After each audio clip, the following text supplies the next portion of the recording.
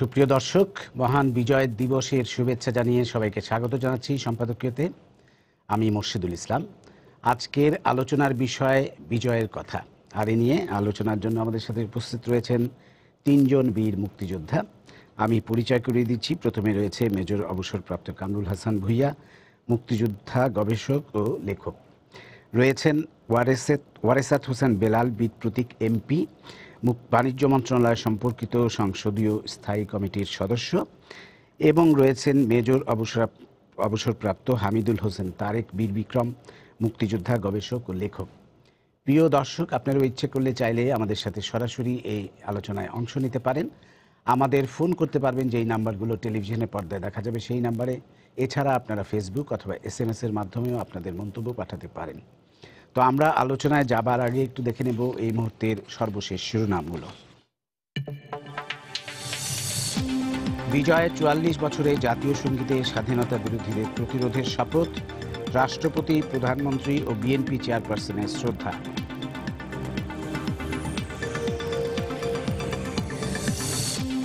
অসাম্প্রদায়িক চেতনা ছড়িয়ে দেওয়ার অঙ্গীকারে নানা কর্মসূচি, রাজধানীতে বিজয়ের শোভাযাত্রা।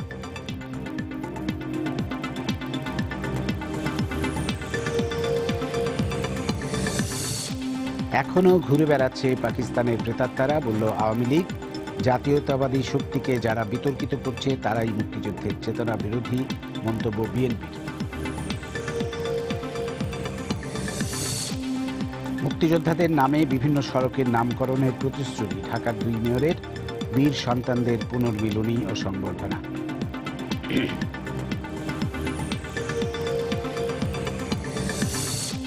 এবং চট্টগ্রাম কলেজে বিজয় মিছিলে ছাত্রলীগের উপর শিবিরের হামলা, আটক অর্ধশতাধিক, ছাত্রাবাস বন্ধ ঘোষণা।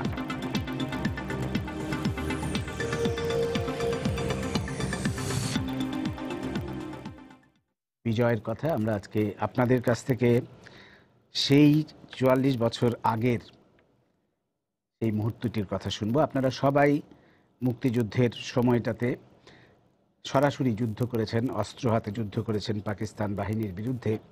আপনাদের সেই বীরত্বের কথা তো আমরা শুনবই, তার পাশাপাশি যদি একটু বলেন সেই 1971-এর 16ই ডিসেম্বরের সময়টাতে কোথায় ছিলেন বা আপনার কী অনুভূতি ছিল।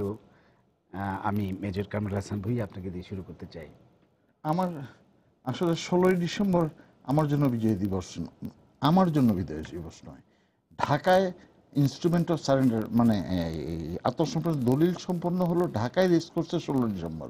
অর্থাৎ আনুষ্ঠানিকভাবে পাকিস্তানিরা বাংলাদেশে আত্মসমর্পণ করলো 16 ডিসেম্বর।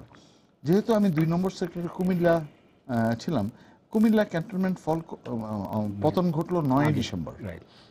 ইন্ডিয়ান আর্মি কুমিল্লা ক্যান্টনমেন্টটা ঘেরাও করলো, জানে যে ক্যান্টনমেন্ট দখল করা খুব কস্টলি, খুব মূল্যবান হয়ে যাবে।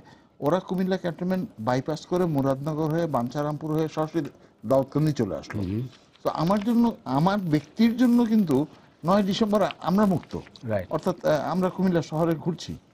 তো আমার জন্য 16 ডিসেম্বর আসলে সত্যি বলতে কি টেলিভিশনে বলছি, বাট আমার জন্য খুব কষ্টের।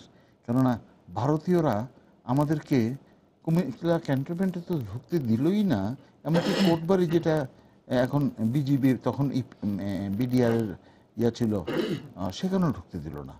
আমাদের 2 সেক্টর এসে আমরা উঠলাম কান্দির পাড় থেকে টমসন ব্রিজের দিকে যেতে হাতের বাম দিকে নিউ হস্টেল বলে একটা জায়গা আছে, ওইখানে আমরা উঠলাম। তখনই আমার মনটা খারাপ হয়ে গেল যে আমার দেশে আমি, আমার যাওয়া, আমার চলাচলে বিধিনিষেধ থাকবে কেন? কেননা জয়েন্ট ফোর্সেস এগ্রিমেন্টে তারা আমাদের সাপোর্টিং ফোর্সেস, যৌথ বাহিনী যে চুক্তি স্বাক্ষর, তারা আমাদের সাপোর্টিং ফোর্সেস। তো তারা বলবে আমরা কোথায় যাব, আমরা কোথায় যাব না আমার দেশে। এবং আরও খারাপ লাগলো যখন কুমিল্লা ক্যান্টনমেন্ট থেকে গাড়ি অস্ত্র নিয়ে যাচ্ছে, সেই অস্ত্রগুলো ম্যাক্সিমাম প্রায় রাতে নিয়ে যাওয়া হতো। আমি আমার সেক্টর কমান্ডারকে বললাম যে স্যার, আমরা কি পাকিস্তানিদের বিরুদ্ধে যুদ্ধ করেছি আর একটা দেশের আধিপত্য শিকার হওয়ার জন্য? আমরা কি কাঁধের জোয়ান বদল করছি? তো যাই হোক, আমার ব্যক্তিগত ইয়েটা খুব সুখকর না, বাট 16 ডিসেম্বর বিজয় দিবস এখানে তো জাতীয়ভাবে আমরা আলোচনা করছি জি। বিজয়। আর আমাদের 9 মাসে আমরা 90 বছরের ইতিহাস সৃষ্টি করেছি। প্রতিটা ঘটনা আমাদের এবং যেহেতু এত কষ্টের বিনিময়ে পাওয়া আমাদের স্বাধীনতা, যে আমাদের জন্য আনন্দিত, আমাদের চেয়ে বেশি আনন্দিত খুব জি। কম লোকই বোধ হয়। যাই হোক, আমরা জানি যে মানে আপনি যেটা বললেন ভারতীয় সৈন্যদের কিছুটা আধিপত্য হয়তো আপনার কাছে মনে হয়েছে প্রথম দিকে বা কিছু কিছু জায়গায় ছিল, কিন্তু আমরা জানি যে সেটা কিন্তু টেকেনি বঙ্গবন্ধুর নেতৃত্বের কারণেই। না, মানে সেটা তো পরের কথা, পরে, মানে হ্যাঁ, ঠিক যখনকার বঙ্গবন্ধুর কথা নেতৃত্বের বলছেন যে কারণে কিন্তু ভারতীয়রা আলটিমেটলি মানে পাকিস্তানের বদলে আবার ভারতীয়রা এসে যে বসবে 17ই সেটা মার্চ হয়নি। সেটা হয়নি। পৃথিবীর ইতিহাসে বিরল এটা। বিরল যে ভারতীয় সৈন্য খুব অল্প সময়ের মধ্যেই কিন্তু বাংলাদেশ ত্যাগ করতে পেরেছিল বঙ্গবন্ধুর বলিষ্ঠ নেতৃত্বের কারণে। আপনার কাছে আবার শুনবো আপনার মুক্তিযুদ্ধের স্মৃতি। আমি ওয়ারেস হোসেন বেলাল আপনার কাছে যাব, একটু যদি আপনার অনুভূতির কথা বলেন 16ই ডিসেম্বরকে ঘিরে। অনুভূতিটা আসলে অত্যন্ত, এটা ভাষায় প্রকাশ করার মতো তো না। যেমন আমাদেরই ছিল, কিন্তু ওই কামরুল ভাই যেটা বললেন সেই ধরনেরই, যে অনেক আগেই, মাসখানেক আগেই অনেক বাংলাদেশের অনেক জায়গায় অঞ্চলিত স্বাধীন হয়ে গেল। আমি তখন আমাদের কামালপুর ছিল, আমাদের সেক্টর কমান্ডার কর্নেল তাহের কামালপুরকে গেটওয়ে টু ঢাকা হিসেবে চিহ্নিত করেছিলেন, যে কামালপুর তোমরা যদি ফল করাতে পারো তাহলে ঢাকা পৌঁছাতে পারবে সবচেয়ে আগে। তো সেইভাবে কামালপুরের পতন হলো। তারপর আমরা জামালপুর আসলাম টাঙ্গাইল হয়ে, তারপর 15 তারিখে আসলাম মিরপুরে ব্রিজের ওই পাশে। তখন কথাবার্তা চলছে, জেনারেল জ্যাকব এদিকে তার করছেন। আবার আমরা এসেছি 95 মাউন্টেন ব্রিগেড সাথে করে এসেছি। বেসিক্যালি মুক্ত হয়ে গিয়েছে পুরো জায়গাটাই। এবং আমাদের যে স্মৃতিসৌধ, সেই স্মৃতিসৌধের ওদিক দিয়ে এসেছি। ওখানে আমার বাচ্চু ভাইয়ের কথা বলতেই হয়, নাসিরুদ্দিন ইউসুফ বাচ্চু, উনি ওই অঞ্চলটা ব্যাপক অঞ্চল শত্রুমুক্ত করেছেন ওখানে। আর কিন্তু একটা ভয় ছিল আমাদের, ওই যে মিরপুরে বিহারিদের সাথে যেই হচ্ছিল, কিন্তু ওই সময়টাতে তারা ইন্ডিয়ান আর্মি প্লাস আমাদের সব মিলিয়ে ওই সময়টায় খুব বেশি তারা রেজিস্ট্যান্স দিতে পারেনি। তারপর পরদিন তো আলোচনাই হলো। সকাল 10টার মধ্যে ব্রিজ ক্রস করে আমি 11টার সময় ঢাকা চলে আসি, 16ই ডিসেম্বর। তো সে একটা মানে সে অনুভূতি তো মানে ভাষায় প্রকাশ করার মতো না। কিন্তু আমি সমস্ত মুক্তিযোদ্ধাদের মধ্যে একটা বিষয় লক্ষ্য করেছি, মনে আছে আমার তখন, যে সবাই কিন্তু তখন বঙ্গবন্ধুর কথা চিন্তা করছে, বঙ্গবন্ধু কারাগারে। এই বিষয়টা সবার মনে আছে, কারণ আমরা মুক্তিযুদ্ধের সময় দুইটা জিনিস কাজ করতো: বঙ্গবন্ধু কারাগারে, বঙ্গবন্ধুকে দেশ স্বাধীন করতে হবে এবং বঙ্গবন্ধুকে মুক্ত করতে হবে। এটা ছিল আমাদের বেশি। আর জয় বাংলা স্লোগানটা আমাদের প্রচণ্ড একটা, মানে এটা একটা অবিনাশী স্লোগান। কোনো একটা বাংকার দখলের সময় আমরা জয় বাংলা বলে আমরা দিতাম, স্লোগান দিতাম, তারপর বাংকার দখল হতো। তো ওই 16 তারিখে এই ঘটনা হলো। আর একটু দুঃখের স্মৃতি আছে, যেমন দুপুরবেলা আমাদের সারাটা পুরো 9টা মাস একসাথে আমরা থেকেছি। ইন্ডিয়ান আর্মির মেজর এসআর সিং আমাদের খুবই তার সাথে বন্ধুত্বপূর্ণ সম্পর্ক হয়ে গিয়েছিল। তো উনি আমার বড় ভাই, তার সাথে জিপে করে হোটেল ইন্টারকন্টিনেন্টালের পাশ দিয়ে ওই যে এলিজাবেথ হাউস যেটা, ওইখানে যাওয়ার আগ মুহূর্তে ওই যে সাকুরা হোটেল, যে ওই হোটেল ওখান থেকে গুলি লাগলো।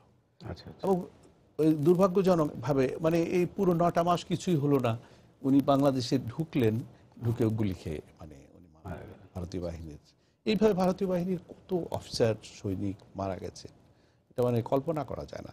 তারপর তাকে আমরা ওখানে, ওইটা তখন গণভবন ছিল, বঙ্গবন্ধু প্রথম অফিস বানিয়েছিলেন ওটাতে। তো তারপর তাকে দাহ করা হলো সেখানে, এটা একটা ইয়ে। আর সন্ধ্যার দিক থেকেই দেখছিলাম যে অনেকেই পাকিস্তানি অস্ত্রগুলো কাঁধে নিয়ে মানে মুক্তিবাহিনী সেজে গেছে। তখন ওরা মুক্তিযোদ্ধা ছিল না, ওদেরকে আমরা নাম দিয়েছিলাম ষোড়শ বাহিনী, 16 ডিভিশন হিসাবে যারা আখ্যায়িত ছিল।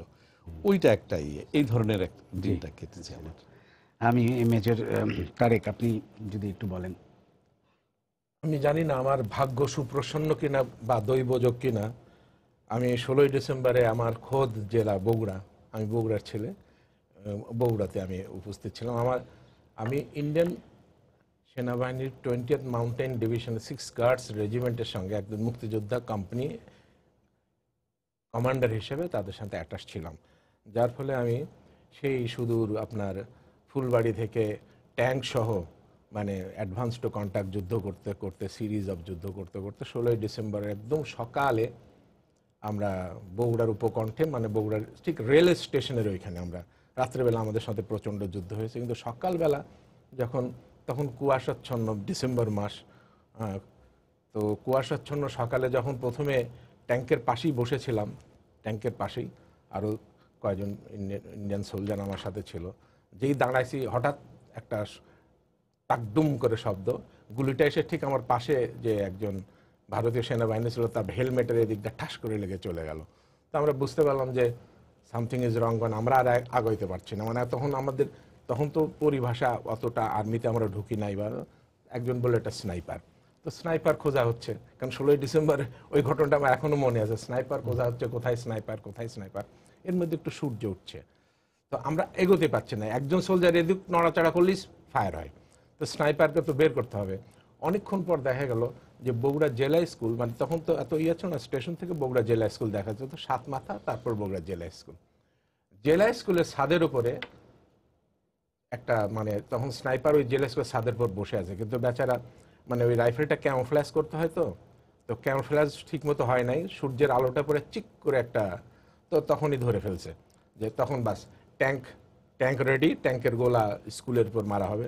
হঠাৎ আমার মনে পড়লো, আরে আমি তো এই স্কুলের ছাত্র, আমি বগুড়া জেলা স্কুল থেকে তো বগুড়া জেলা স্কুল থেকে ম্যাট্রিক পাস করেছি, আমি ট্যাঙ্কের গোলাটা মারলে তো আমার স্কুলটা ধ্বংস হয়ে যাবে। তা আমি সব রেডি, কিন্তু ট্যাঙ্কের, তখন আমি যে ট্যাঙ্কের সামনে দাঁড়ায় গেলাম হাত তুলে, তখন ট্যাঙ্ক কমান্ডার ছিল কর্নেল পিতোয়ার, উনি আমাকে কমান্ডার বলতো, এই মুক্তিযোদ্ধা কমান্ডার, হোয়াট হ্যাপেন্ড? আমি স্যার এটা তো আমার school, I M A Alma matter of this school, আমার গোলাটা মারলে আমার স্কুলটা ধ্বংস হয়ে যাবে। বলে ও আচ্ছা আচ্ছা আচ্ছা, আই গট ইউর সেন্টিমেন্ট। সাথে সাথে গোলা বন্ধ হলো। তখন ওই কিছু সামরিক কায়দায় আছে আর কি, এলএমজি গ্রুপ এমজি গ্রুপ পাঠায়া যাই হোক স্নাইপারকে মারা হলো। মেরে আমরা ট্যাঙ্ক নিয়ে 7 মাথার ভিতর দিয়ে ট্যাঙ্কটা 7 মাথার ওইখানে রেখে আমি আমার স্কুলের মধ্যে জেলা স্কুলের মধ্যে ঢুকে গেলাম। ওখানে দেখলাম বেশ কয়েকজন পাকিস্তান আর্মি অলরেডি, তখন 16 ডিসেম্বর সকাল, অলরেডি তখন ইন্ডিয়ান আর্মিরা এসছে আমাদের সাথে, ওরা তখন হাত তুলে দাঁড়ায় গেছে। তো স্কুলের মধ্যে ঢুকে তখন মনে করলাম যে স্কুলে তখন ঢুকেইছি যখন, তখন আমার হ্যাফারস্যাকে সবসময় একটা করে বাংলাদেশের পতাকা থাকতো, তো বাস খুঁজতেছি, তো দেখি একদিন নেপালি সোলজার আমাকে বলল যে ইশারা করে, কি খোঁজো? আমি বলছি একটা বাঁশ করছি, পতাকা তুলবো আমি এখানে। তো সে দৌড়ে যে একটা বাঁশ নিয়ে আসলো, ওই ওদের খুরকি থাকে তো, কেটে টেটে পতাকাটা লাগায়, তারপর যে স্কুলে আমি পড়তাম সেই স্কুলেই প্রথম আমি আমার পতাকাটা তুললাম বগুড়াই 16ই ডিসেম্বর সকালে। এই স্মৃতিটা আমার খুব মনে পড়ে। এখন আমি আপনাদের একটু মুক্তিযুদ্ধের স্মৃতি শুনতে চাইব প্রত্যেকের কাছ থেকে, খুব সংক্ষেপে আপনাদের একটি করে স্মৃতি, 71-এর যে কোনো একটি স্মৃতি যেটি আপনার কাছে সবচেয়ে বেশি দাগ কেটে আছে।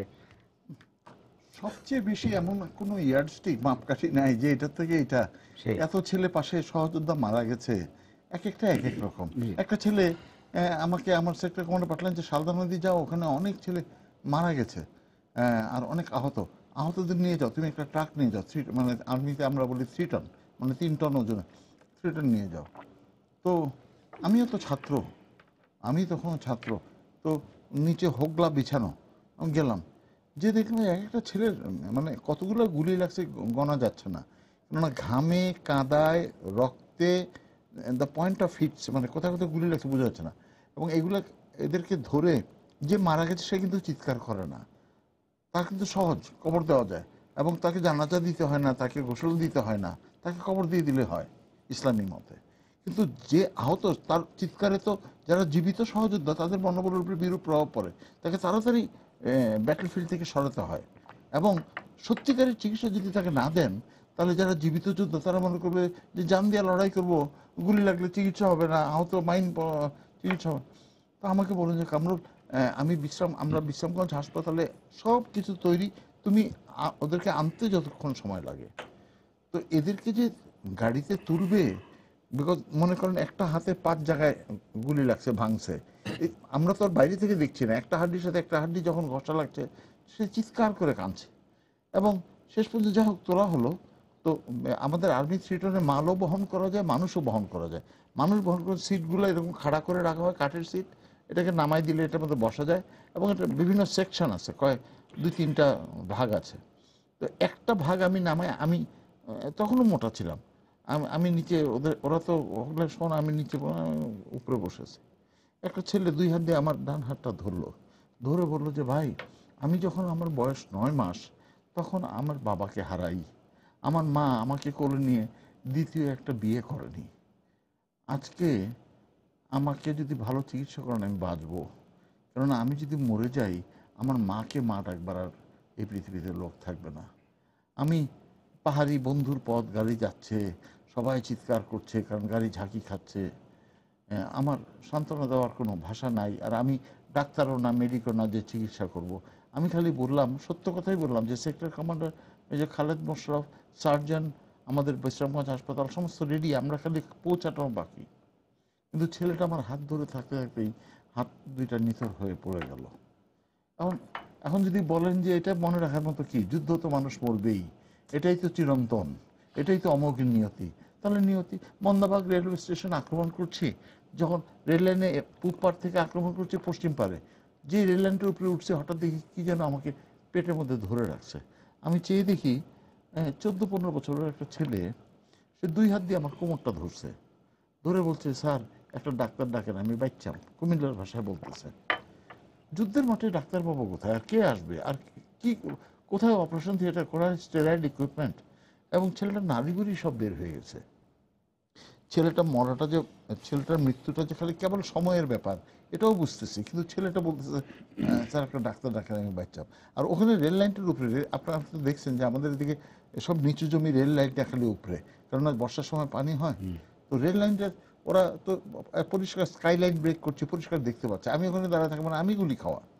তো আমার 2টা পথ খোলা, একটা হচ্ছে ছেলেটার হাতগুলো সরে দিয়ে আমি আমাদের চলে যাওয়া, আর এখানে দাঁড়ায় থাকে গুলির জন্য, আমি গুলি খাওয়ার জন্য। এই চিন্তা, এই 10-15 সেকেন্ড চিন্তা করতে করতে ছেলেটার হাত দুটো খুলে পড়ে গেল। যাই হোক, আমরা যখন জায়গাটা দখল হলো, আমরা এসে আমি বললাম যে আমরা মৃত যারা তাদের বেশি গুরুত্ব দিই না, ওদেরকে পরে আনলে হবে, যারা আহত ওদেরকে তাড়াতাড়ি সরাইতে হয়। কিন্তু আমি মৃত ছেলেটার পাশে গেলাম, যে দেখলাম যে রাইফেলটা বুকের নিচে লম্বা করে রাখা, হাত দুইটা 2 দিকে প্রসারিত, মাথাটা ডান দিকে কাত করা। আপনি যদি বুকের নিচের দিকে না তাকান মনে হবে ছেলেটা নিশ্চিন্তে নির্বিঘ্নে ঘুমাচ্ছে। খালি যেন মনে হয়, আমার মনে হয় বলছে যে একটা ডাক্তার যদি ডাকতেন তাহলে কিন্তু আমি বাঁচতাম। এখন কথাটা হচ্ছে, এই ছেলের বাবার নাম কি, মার নাম কি, বাড়ি কই, গ্রামের বাড়ি কই, কোথায় খবর দিলাম। মানে যুদ্ধের সময় এই সময় নাই যে মানুষের 14 গোষ্ঠীর খবর নেব। এরকম করে প্রতিটা মৃত্যুই তো বেদনাদায়ক, কষ্টদায়ক। জি, বেলাল ভাই আপনি যদি বলেন। আমাদের আচ্ছা ঘটনাগুলো, বেলাল ভাই, আপনার কাছে যাওয়ার আগে একটু আমাদের সাথে একজন দর্শক ফোনে আছে, আমরা একটু ফোনটা নিই। প্রিয় দর্শক, আপনার পরিচয়টা দিয়ে প্রশ্নটা করুন। আসসালামু আলাইকুম, আমার নাম ওয়ালাইকুম মুক্তার আসসালাম। হারুন রশিদ, বলুন। ঢাকা ক্যান্টনমেন্ট থেকে বলছি। আমার প্রশ্ন এমপি সাহেবের কাছে। আসসালামু আলাইকুম এমপি সাহেব। বলেন। আমার প্রশ্ন হচ্ছে যে আপনি একজন বীর মুক্তিযোদ্ধা এবং বর্তমানে পার্লামেন্ট সদস্য, আমরা গর্বিত। কিন্তু আমার কথাটা হচ্ছে যে শেখ সাহেব 7ই মার্চের ভাষণে উনি যে ইনস্ট্রাকশন দিয়েছে যে এরা এরা চাকরি করবে, এরা এরা করবে না। স্বাধীনতা যুদ্ধের 9 মাস যুদ্ধ চলাকালীন যারা পাকিস্তানি ফ্ল্যাগের নিচে বসে 9 মাস চাকরি করছে, এরপরে দেশ স্বাধীন হওয়ার পরেও চাকরি করে এখন তারা বাংলাদেশ সরকারের পেনশন ভোগ করতেছে, অন্যান্য সমস্ত সুযোগ সুবিধা তারা নিতেছে। অথচ এই বিষয়টা কোনো মুক্তিযোদ্ধা কখনোই বলে না। আপনারা যারা পার্লামেন্টে আছেন, আপনাদের যাদের সুযোগ আছে কথা বলার, আপনারাও কখনো বলেন না। এখন এই জিনিসটা করা উচিত কিনা, যে স্বাধীনতা যুদ্ধের সময় যারা পাকিস্তানিদেরকে সহায়তা করছে, এবং এই জন্যই এই দেশে 30 লক্ষ লোক শহীদ হয়েছে। আর যদি ওরা সহায়তা না করতো না, তাহলে 1 মাসে বা 15 দিনই যুদ্ধ শেষ হয়ে যেত। তো এর পরেও যারা এই কাজটা করছে, তারাই এই মুক্তিযুদ্ধের, এই শহীদদের রক্তের মাধ্যমে অর্জিত স্বাধীনতার সুফল তারা এখনো ভোগ করতেছে। কেন আপনারা তো এটা পার্লামেন্টে বলতে পারেন? ধন্যবাদ। জি, আমি স্মৃতির কথা যখন আসলো, আমাদের সবার স্মৃতি মূলত একই ধরনের হয়। আমাদের সাথে সহযোদ্ধা সাথীরা যারা একসাথে আমরা ট্রেনিং করেছি, সেই ট্রেনিং শেষ করে তারপর যখন আবার এসেছি পাক হানাদার বাহিনীর বিরুদ্ধে যুদ্ধ করতে, পাকিস্তানি হানাদার বাহিনীর বিরুদ্ধে যুদ্ধ করতে, তখন সেই যুদ্ধে অনেকেই আমাদের সাথে মারা গেছেন। যেমন আমারও একটা ঘটনা, প্রথম যুদ্ধটা, সেই যুদ্ধে তো আমাদের একটা ট্রেনিং নিয়েছি যুদ্ধ করব বলে, তো একটা সেই দিনের অনুভূতিটা একটা বিচিত্র অনুভূতি। আমাদের যে পজিশন দেওয়ালেন যিনি, উনি ইপিআর এর একজন সুবেদার, উনি একদম পাকিস্তানি ক্যাম্পের কাছেই চলে এসছেন। রাতের বেলা আমাদেরকে পজিশন দেওয়ানো হয়েছে উপরে বান রোডের এই পাশে। তো আমরা যখন ফায়ার ওপেন করেছি তখন কিন্তু আমরা শুনতে পেলাম যে পাকিস্তানি ইসের কাছে, ঘোষগাঁও বিওপি, এই ময়মনসিংহের বর্ডারে, তো ঘোষগাঁও বিওপি থেকে কথা আসছে যে মুক্তি লোক চালায়া এলএমজি খোল দো। এটা পাকিস্তানি। তখন আমরা বুঝতে পেরেছি আর আমরা এত কাছে চলে এসেছি। তো আমরা আর গুলি ওই লাগছে যে উঁচু রাস্তাটার ওই পারে গুলি লাগছে, আমরা এই পারে, তো মাটি উঠছে। তখন এতটুকু বুঝতে পারলাম যে আমরা যদি মাথা উঠাই তাহলে গুলিটা লাগবে মাথার মধ্যে। আবার ইন্ডিয়ান আর্মির সাথে কথা ছিল ওরা কাভারিং ফায়ার দিবে। এই প্রবলেমটা বোধহয় আমাদের সবারই হয়েছে। এই কাভারিং ফায়ারটা ঠিক মতো না হলে অনেক সময় শেলগুলো আমাদের উপরই পড়েছে। এতেও আবার অনেকে হতাহত হয়েছে। আমার পাশেই ছিল এলএমজি নিয়ে, সে খুব শক্তিশালী সিদ্দিক। তো যেভাবে পাকিস্তানিদের ভলিজ অফ ফায়ার এসছে এবং আমাদের অনেকেই মারা গেছে, হঠাৎ করে সকাল ভোরের দিকে সে হঠাৎ করে দাঁড়িয়ে গেছে, দাঁড়িয়ে সে স্ট্রেট পাকিস্তানি ক্যাম্পের দিকে যাচ্ছে, পাকিস্তানি বিওপির দিকে হেঁটে যাচ্ছে, আর সমস্ত গুলি তার বুকের মধ্যে, মানে এক ঝাঁক বুলেট লাগলো এবং পড়ে গেল সে। আমরা চিৎকার করছিলাম যে সিদ্দিক মাথা নিচা করো, তোমার যাওয়ার দরকার নাই এখন। কিন্তু এলএমজির বাইপারটা সে বন্ধ করলো, বন্ধ করে হাতে নিয়ে সে চলে গেল সেদিকে ফায়ার করে, এবং ওখানে বেশি দূর যেতে পারেনি, 2-3টা সের পরেই মারা গেল। এই স্মৃতিটা আমি কোনোদিন ভুলি না আসলে। কারণ হয়েছে কি, ওর সাথে একদম প্রথম থেকেই আমরা ভারতে গিয়েছি, একসাথে ভারতে গিয়েছি, একসাথে ট্রেনিং করেছি, এক বিছনায় ঘুমিয়েছি, তারপর আবার ক্যাম্পে এসেছি। তো সেই কারণে খারাপ লাগে। ভাই, আমি একটু জানতে চাই যে এই ছেলেটি পরে কোনো খেতাব পেয়েছে মুক্তিযুদ্ধে তার আছে, তার পেয়েছে। আচ্ছা, আমি এখন মেজর তারেক আপনার কাছে আবার আসবো, আপনার একটা স্মৃতি শুনে তারপর আমরা আসবো। প্রথমে বলবো ৭১-এর মুক্তিযুদ্ধ এটা ছিল আমাদের জনযুদ্ধ। আর জনযুদ্ধটা হচ্ছে যে যেখানে দেশের আপামর জনতা সবাই অংশগ্রহণ করে, সবাই। এখন জনযুদ্ধের অনেক তো পদ্ধতি আছে, ক্রাইটেরিয়া আছে। যারা আমরা মুক্তিযোদ্ধা ছিলাম, তারা আমরা রাইফেল ফায়ার করতে জানতাম, কিভাবে রাইফেল ফায়ার করে। যারা ইস্ট বেঙ্গল রেজিমেন্টে ছিল তারা জানতো, পুলিশরা জানতো। কিন্তু রাইফেল ছাড়াও, ট্রেনিং ছাড়াও যে যুদ্ধ হয় দেশের চেতনায়, জাতীয়তাবাদে যুদ্ধ যে হয়, এটাই জনযুদ্ধ। তো এরকম একটা জনযোদ্ধার স্মৃতি আমার মনে পড়ে। মানে তার কোনো ট্রেনিং ছিল না, তার কিচ্ছু ছিল না, কিন্তু সে দেশের ডাকে কিভাবে যুদ্ধটা করেছিল। আমরা তখন, আমি আপনাকে আগেই বলেছি, আমি 6 গার্ড রেজিমেন্টের সাথে অ্যাটাচ ছিলাম। তো আমরা ট্যাঙ্ক নিয়ে অলরেডি তখন প্রথম যুদ্ধের প্রথম সোপান আমরা ফুলবাড়ির উপকণ্ঠে এসেছি। তো ট্যাঙ্ক নিয়ে অ্যাডভান্স টু কন্ট্যাক্টে আমরা আর অগ্রসর হতে পারছি না, কারণ কিছু কিছু পকেটস থাকে। তো একটা পকেটস থেকে এমনভাবে মানে যেটা ট্যাঙ্ক বিধ্বংসী কামান বলা হয়, রিকয়েললেস রাইফেলস, এমনভাবে ফায়ারগুলো আসছে, দুটো আমাদের ট্যাঙ্ক অলরেডি বকডাউন হয়ে গেছে। আমরা আর সামনে অগ্রসর হতে পারছি না। আমরা ট্যাঙ্ক থেকে নেমে আশেপাশে জায়গায় আমরা পজিশন নিয়ে আসি, কি করব চিন্তা করছি। কারণ যুদ্ধক্ষেত্রে কিছু কিছু জায়গা থাকে যাদেরকে আমরা বলি ভাইটাল গ্রাউন্ড বা ট্যাকটিক্যাল ইম্পর্টেন্ট গ্রাউন্ড। এই গ্রাউন্ডগুলো যখন দখল করে থাকে তখন একটা পুরো অ্যাডভান্সকে হয়তো 1-2 বাঙ্কার থেকে স্টপ করে দেওয়া যায়।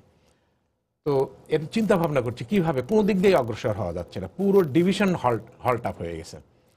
তো হঠাৎ দেখি দুই পক্ষে কিন্তু ফায়ার হচ্ছে, প্রচণ্ড ফায়ার হচ্ছে দুই পক্ষেই।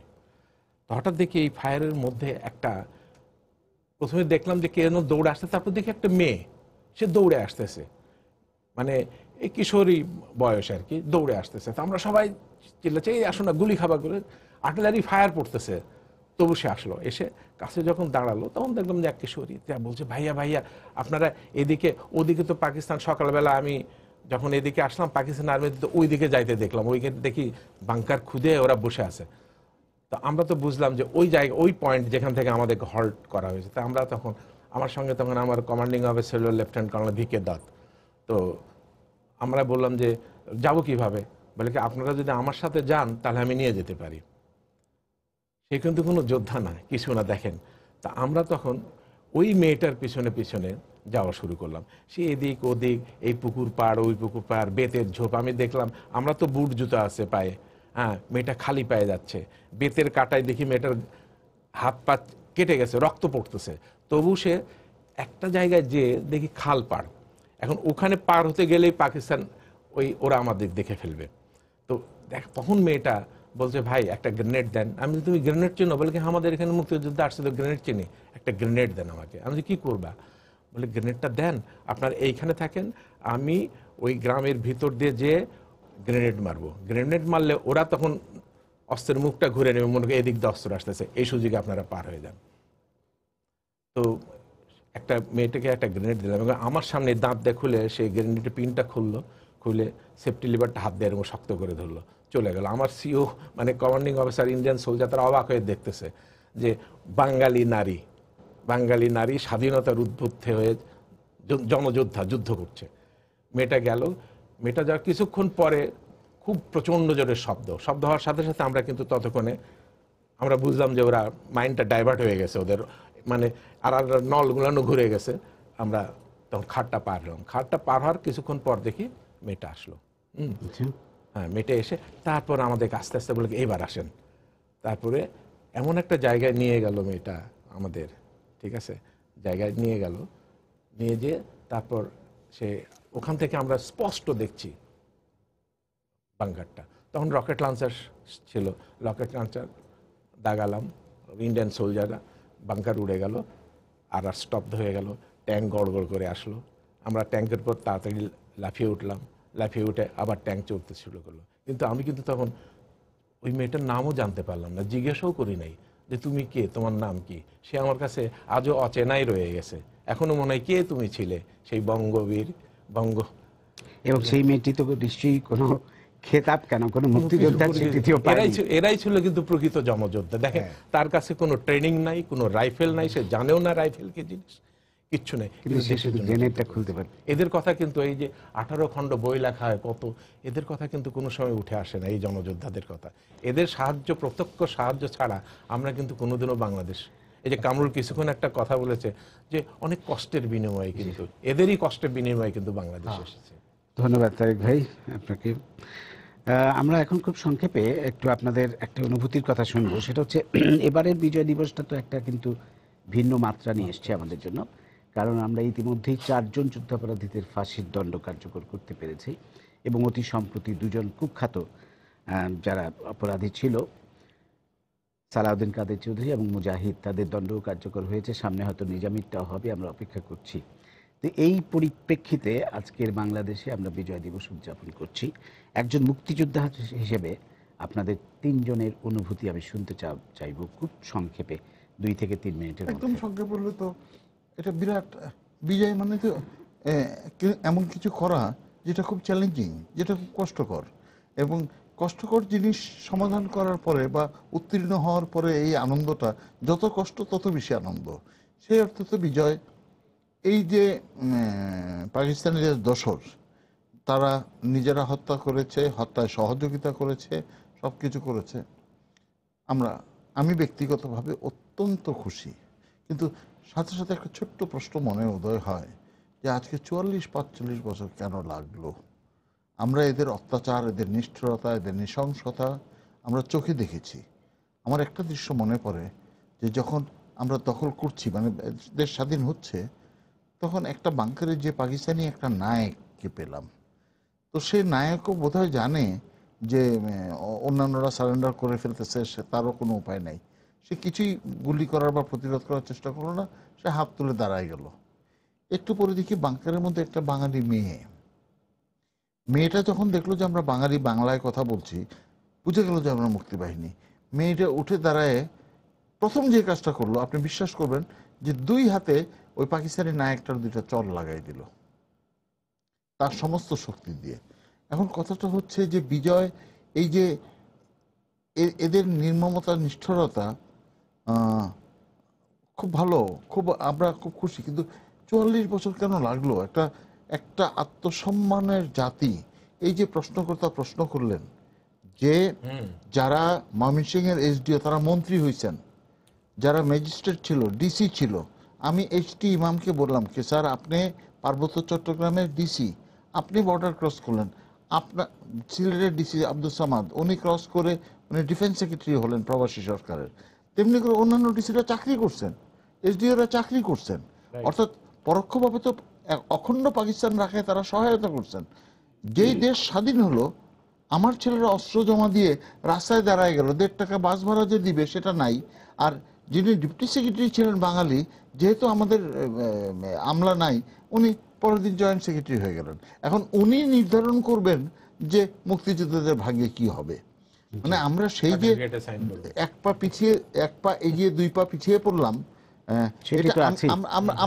আমরা হয়তো একটু শিক্ষিত ছিলাম বা বাবার অর্থ ছিল, সামর্থ্য ছিল, একদম হ্যাভ নটস যারা, তাদের কথা যদি না। এবং আমরা জানি যে অতি সম্প্রতি যে ঘটনাটি কিছুদিন আগে ঘটেছে, যে মুক্তিযুদ্ধ বিষয়ক মন্ত্রণালয়ের যে সচিব, তার বিরুদ্ধে যে অভিযোগ যে একজন মুক্তিযোদ্ধা আত্মহত্যা করেছেন তার একটি মানে অপমান করার কারণে, এবং তিনি ছিলেন, পরে জানা গেল যে তিনি ছিলেন মুজাহিদের সেক্রেটারি, মুজাহিদ যখন মন্ত্রী ছিল, কিন্তু তার বিরুদ্ধে কোনো অ্যাকশন নেওয়া হয়েছে বলে আমরা জানতে পারিনি। আমি বেলাল ভাই আপনার কাছে আসবো, একজন সংসদ সদস্য হিসেবে আপনি যদি এই ব্যাপারটা একটু বলেন যে এখনও আমরা অনেককে প্রশ্রয় দিয়ে যাচ্ছে। আরেকটি হচ্ছে যে আমরা যুদ্ধাপরাধীদের বিচার করছি ঠিকই, কিন্তু প্রশ্ন আসছে যে পাকিস্তানি যে যাদের বিচার করতে পারেনি, যে যাদেরকে আসলে পাকিস্তান বিচার করবে বলে প্রতিশ্রুতি দিয়ে নিয়ে গেছিল কিন্তু তারা সেটা করেনি, তো তাদের বিচার করারও একটা প্রশ্ন আসছে। এবং আজকে সৈয়দ শামসুল্লাহ একটা চমৎকার কথা লিখেছেন, তিনি লিখেছেন এই পাকিস্তানিদের যদি বিচারের জন্য ট্রাইব্যুনালে দাঁড় করানো যায়, তাহলে পাকিস্তান যে এখন ভূমিকা রাখছে, তারা যে অস্বীকার করছে যে 71-এ তারা কোনো অপরাধ করেনি, তার একটা সমুচিত জবাব দেওয়া হবে। আপনি এই ব্যাপারটা যদি একটু বলেন। জি, দেখুন, এই যে পাকিস্তান, আমি ব্যক্তিগতভাবে পাকিস্তান এই ধরনের কথা বলবে এইটাতে আমি খুব বেশি বিস্মিত হই না। কেন? 47 থেকেই একটা অকার্যকর রাষ্ট্র, সে কারণেই তো আমাদের এই যুদ্ধ এবং তাদের এই কার্যকলাপের জন্য। এবং পরবর্তীতেও এখন পর্যন্ত তারা স্বীকার করতে পারল না যে তারা ভুল করেছে, অথবা ক্ষমা চাইতে পারল না। তাদের কাছে আমাদের অনেক পাওনা, টাকা পাওনা আছে। এবং এই যে 197 জন, একটু সংক্ষেপে 2 মিনিটের মধ্যে, 97 জন সোলজারকে তারা ট্রাই করবে, তারা দেশে নিয়ে বিচার করবে। এবং পাকিস্তানিদের যা চিরাচরিত স্বভাব যে তারা সেটা করল না। এখন ওই যে আরেকটা সমস্যা রয়ে গেল, যেটা ভাই বললেন, সেটা হচ্ছে যে পাকিস্তানের এই সময় সেই 9টা মাস এখানে যারা চাকরি করলো, এরা কিন্তু বাংলাদেশটাকে মনে প্রাণে গ্রহণ করেনি কিন্তু। এবং গ্রহণ না করে এরাই কিন্তু ষড়যন্ত্র তখন করা শুরু করলো। যেই ষড়যন্ত্রের প্রথম শিকার হলেন আমাদের জাতির জনক বঙ্গবন্ধু শেখ মুজিবুর রহমান। সপরিবারে তিনি নিহত হলেন। এই নিহত হওয়ার পর তো কতগুলো বছর চলে গেল, ভাই যে বললেন এত বছর লাগলো কেন, কত বছর চলে গেল। সেই উল্টো পথে যাত্রা, সেই পাকিস্তান বানানোর চেষ্টা, সেই দেশটাকে আবার পাকিস্তান বানিয়ে ফেলো, এইসব কারণে নানান প্রবলেমের কারণে তারপর আমাদের মাননীয় আজকের প্রধানমন্ত্রী আসলেন। এসে কিন্তু উনি আবার হাল ধরে প্রথম দলকে ঐক্যবদ্ধ করলেন, জাতিকে ঐক্যবদ্ধ করলেন। তারপর আজকে আওয়ামী লীগ ক্ষমতায় আসলো। আমরা কথা বলতে পারছি। আমরা কি কথা বলতে পারতাম? আপনি কি এই ধরনের প্রোগ্রাম করতে পারতাম না আমরা। আজকে সেই জায়গাটায় আমরা আসতে পেরেছি এবং ধীরে ধীরে আমরা এগিয়ে যাচ্ছি। এবং পাকিস্তান যে উচ্চস্বরে কথা বলে, এই উচ্চস্বরটাও নামিয়ে দেওয়ার জন্য কিন্তু আমরা সর্বতভাবে সচেষ্ট। আমরা আশা করি এই তাদের গলার সরাসরি 93,000 পাকিস্তানের জন্য আমাদের কাছেই তো আত্মসমর্পণ করেছিল, আবার এরা আত্মসমর্পণ করবে। জি, মেজর তারেক, আপনার অনুভূতি এবং মুক্তিযুদ্ধের অর্জন কি? একজন মুক্তিযোদ্ধা হিসেবে আমার যারা আমার সাথে টকশো করছেন তারা যে 3 মিনিটের মধ্যে শেষ করতে হবে, সেই অনুভূতিটাই আমার। আমি মনে হয় কিছুটা হলেও কলঙ্ক মুক্ত হয়েছি, জাতি কলঙ্ক মুক্ত হয়েছে, কিন্তু মনের ভিতরে আবার একটা ক্ষোভও রয়ে গেছে যে এরা কিভাবে একটা সময় এই পতাকা, যে পতাকাটা তারা চায় নাই, সেই পতাকাটা গাড়িতে করে ঘুরে বেরিয়েছে। এটাই একটা মনের ভিতর বিরাট ক্ষত, যে পতাকাটা যারা চায় না, যে পতাকাটা তারা ঘৃণা করেছে, সেই পতাকাটাই তাদেরকে আমরা গাড়িতে তুলে দিয়েছি। হ্যাঁ, কলঙ্কমুক্ত এখন কিছুটা হলে হয়তো, কিন্তু ওই ক্ষোভটা রয়ে গেছে। তবু আপনি বলেছেন সময় কম, ওই এর আগেও একটা গল্প বলেছিলাম, তো আবার একটা ওই গল্প দিয়ে আমি শেষ করব, যে একটা ছবি দেখেছিলাম, গুড ব্যাড অ্যান্ড আগলি। তো হিরো মানে মানে বাথটবে গোসল করতেছে সাবানের ফেনা দিয়ে। তো এই সময় ভিলেন ঢুকে বলে যে I want to shoot you, অনেক কথা বলতেছে, রিভলভার তাহলে এখনই তোমাকে মেরে ফেলবো। তো হিরোর ফেনার নিচেই রিভলভারটা ছিল, তুইলে ঠাস ঠাস করে দুটো গুলি মেরে ফেললো। মেরে ফেলে বললো যে if you want to shoot shoot, don't talk. তো আমি এটাই বলবো, করবেন যেটা করবেন তাড়াতাড়ি করুন, হ্যাঁ, কারণ আমরা কলঙ্ক মুক্ত হই। ওই জ্বালাটা যাতে ভিতরে না থাকে যে এরা এককালে যে পতাকাটা তারা চায় নাই, সেই পতাকাটা তাদের গাড়িতে উঠেছিল। ধন্যবাদ। মানে আমি বেলাল ভাই আপনার কাছে আবার একটু আসবো। মানে এই যে আপনি কি মনে করেন যে এই যে 195 জন, এদের বিচার ট্রাইব্যুনালে কি আমরা আবার করতে পারি না? মানে এদের মধ্যে যারা বেঁচে আছে অন্তত, হয়তো তারা পালিয়েই থাকবে, কিন্তু বিচারটা করে তো আমরা একটা দৃষ্টান্ত স্থাপন করতে পারি অবশ্যই। এবং এই আওয়াজটা কিন্তু উঠছে, এই প্রতিবাদটা আসছে কিন্তু, যে কথা ছিল ওদেরকে, পাকিস্তান ওদেরকে নিয়ে গেল, তারা বলেছিল তারা বিচার করবে, তারা সেই কাজটা করেনি। যেহেতু তারা সেই কাজটা করেনি এবং তাদের ইদানিংকালের কথাবার্তা, তাদের স্টেটমেন্টগুলো যেগুলো, সেগুলো কিন্তু আবার আমাদের সেই পুরনো ক্ষত মনে করিয়ে দিয়েছে। মনে করে দিয়েছে বিধায় শুধু আমাদের সরকার না, পুরো বাঙালি জাতি কিন্তু আজকে, পুরো দেশটাই কিন্তু এই বিচারটা চাইছে এবং পাকিস্তানিদেরকে সহ্য করতে পারছে না। আজকের 16ই ডিসেম্বর কিন্তু প্রমাণ করে যে কত স্বতঃস্ফূর্তভাবে সমস্ত জনতা আজকে রাস্তায় কি আনন্দ উল্লাস করছে। এবং এই বিচারগুলো আমরা আবার চাই, আমরা এগুলোকে, এবং নেক্সট পার্লামেন্টে যখনই আসবে তখন আমরা এগুলোকে আবার সামনে নিয়ে আসব। আর প্রশাসনের অভ্যন্তরে এখনো যারা বসে আছে তাদেরকে উইচ হান্টিং করতে হবে, যে এদেরকে সরাতে হবে। এই জঞ্জাল যতদিন পর্যন্ত আমরা না সরাতে পারবো, আমাদের মাননীয় প্রধানমন্ত্রীর যে অর্থনৈতিক উন্নয়ন, অগ্রগতি, একটা তো অবিস্মরণীয়, এগুলো কিন্তু বাধাগ্রস্ত করবে। একটা কথা আমি এখানে, আমাকে 1 মিনিট সময় দিতে হবে, 1 মিনিট 10 সেকেন্ডে আমি বলবো। সেটা হচ্ছে এখন যে মূল্যায়ন, এখন যেটা, আমি উদাহরণ দিয়ে একটা কথা বলি। এই যে আমাদের মুক্তিযুদ্ধ মন্ত্রণালয় হয়েছে, বহুত মুক্তিযুদ্ধের সংগঠন আছে, জাম্মুর কাট, আমি তো এখন আমরা যে মুক্তিযোদ্ধা, আমরা মনে করি মুক্তিযুদ্ধ মন্ত্রণালয়টা এখন একটা মন্ত্রণালয়, এটা মুক্তিযোদ্ধাদের জন্য একটা যন্ত্রণালয়। ধন্যবাদ। একটা উদাহরণটা এই জন্য, একজন মুক্তিযোদ্ধা খুব ভ্যালিয়েন্ট ফ্রিডম ফাইটার, সে তার ইয়ের জন্য, ভাতার জন্য গিয়েছিল, তো তার জাতীয় পরিচয়পত্রের নামটা না বললাম, জাতীয় পরিচয়পত্রে লেখা আছে পিতা মৃত অমুক, আর তার সার্টিফিকেটে লেখা আছে মরহুম অমুক। এখন এই জন্য ভাতা আটকে দিয়েছে, কি মরহুম আর আমরা জানি যে একজন মুক্তিযোদ্ধা তো আত্মহত্যাই করলেন এবং সেই সচিবের এখনো কিছুই হয়েছে বলে আমরা জানি না। ধন্যবাদ আপনাদের। আমরা আশা করব যে আমরা এখনো যে জঞ্জালগুলো আছে আমাদের বিভিন্ন জায়গায়, প্রশাসনে বিশেষ করে, সেগুলো অপসারিত হবে এবং এত বছর পর দেশ যে সত্যিকারের মুক্তিযুদ্ধের চেতনায় এগিয়ে যাচ্ছে সেটি আরো অব্যাহত থাকবে এবং সেটি আমরা নিশ্চয়ই একটা সমৃদ্ধ বাংলাদেশ খুব শিগগিরই দেখতে পাবো। আপনাদের অসংখ্য ধন্যবাদ। প্রিয় দর্শক, সবাইকে শুভেচ্ছা জানিয়ে শেষ করছি আজকের সম্পাদকীয়। আগামীকাল আবারও দেখা হবে রাত 10টায়। দেখার আমন্ত্রণ রইল। শুভরাত্রি।